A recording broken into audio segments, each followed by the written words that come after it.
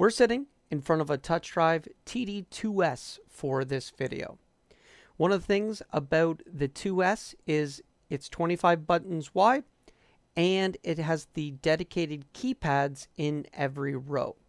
Now, we'll get into the keypads in a specific video regarding them.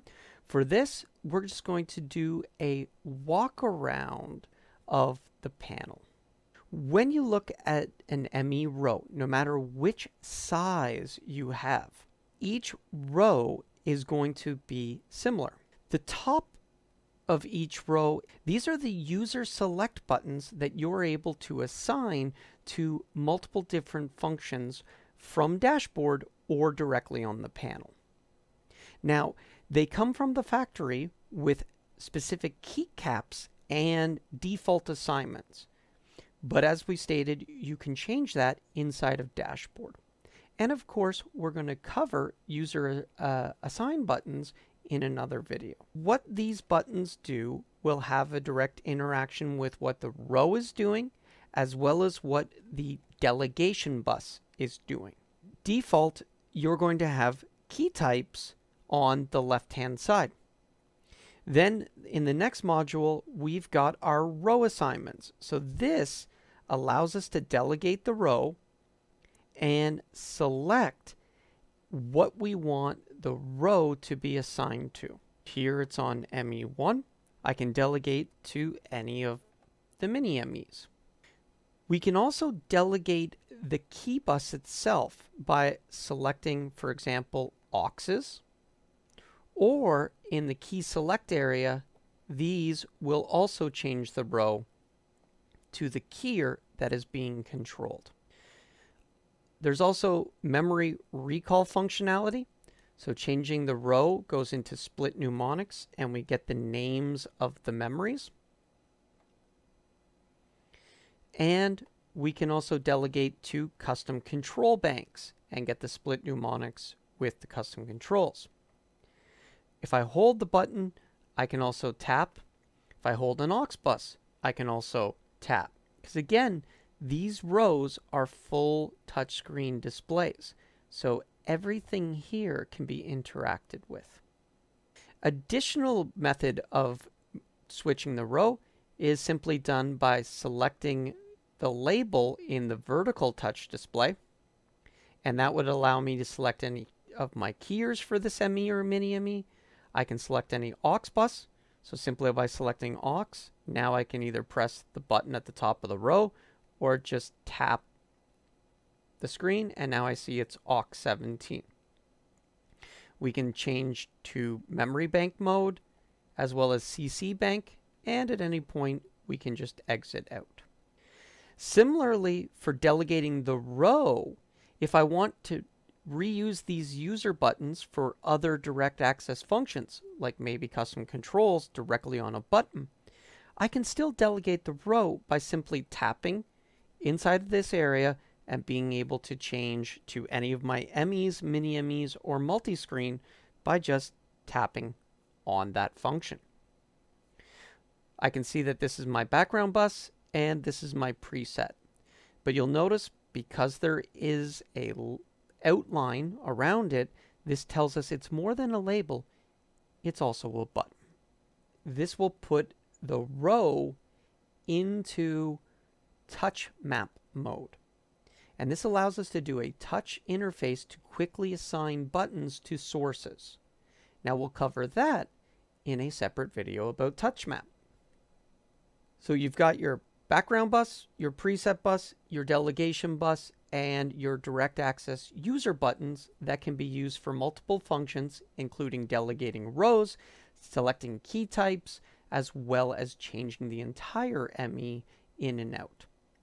When we move to the right side and look at a row, the keypads allow us to store and recall memories directly on the surface for both just the local row or which ME is currently in control, or we can turn it into a global memory module and recall all MEs, mini MEs, and multi-screens.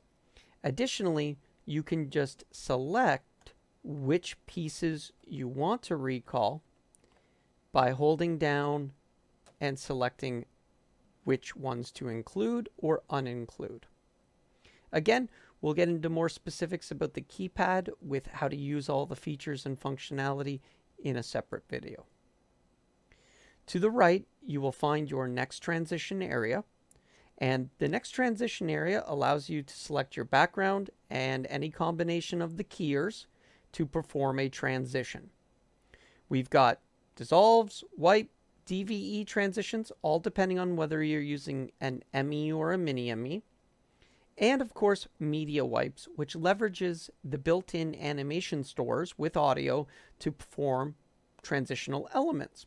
And underneath, you can include cuts, dissolves, DVE wipes, and pair those up with your animation to give you the best transition underneath that wipe.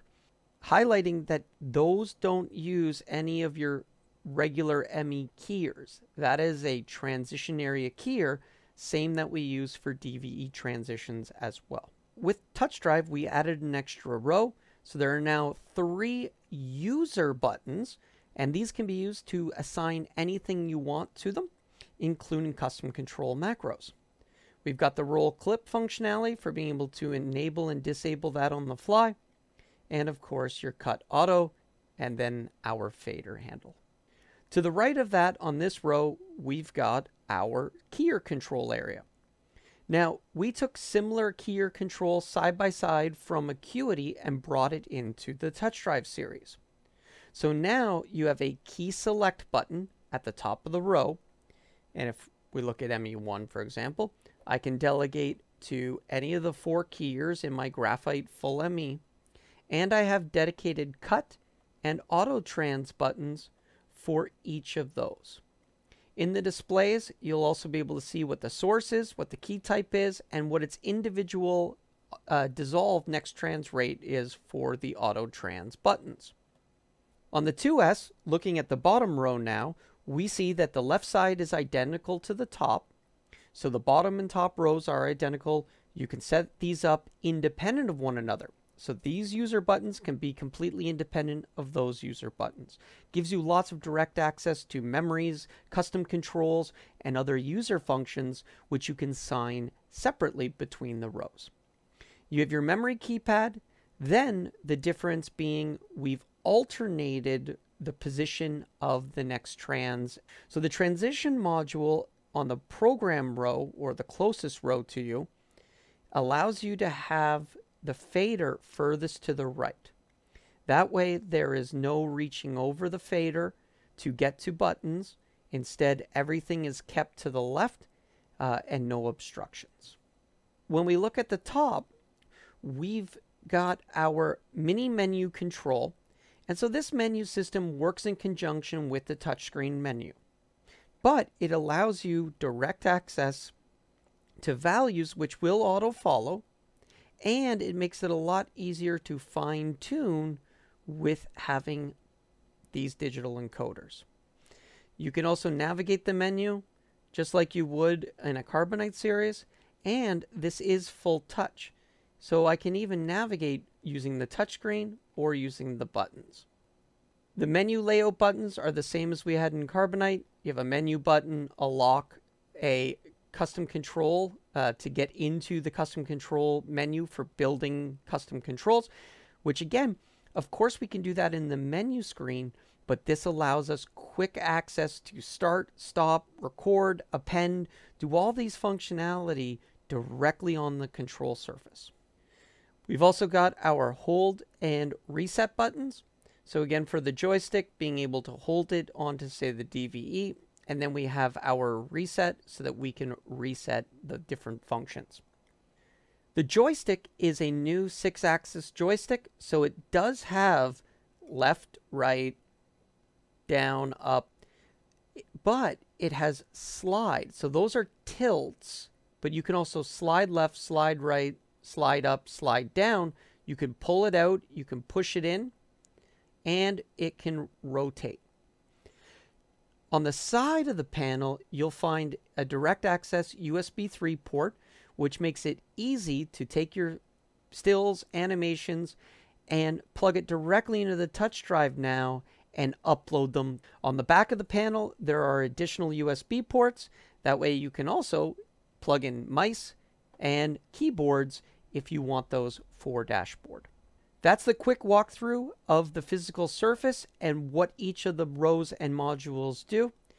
Come back next time as we'll start diving into the specific features and functionality and how to do that in each row and module. Do you have any suggestions, requests, or questions? Drop them in an email to switchers@rossvideo.com and we'll do our best to address them as quickly as we can. As always, thanks for watching. Have a great day.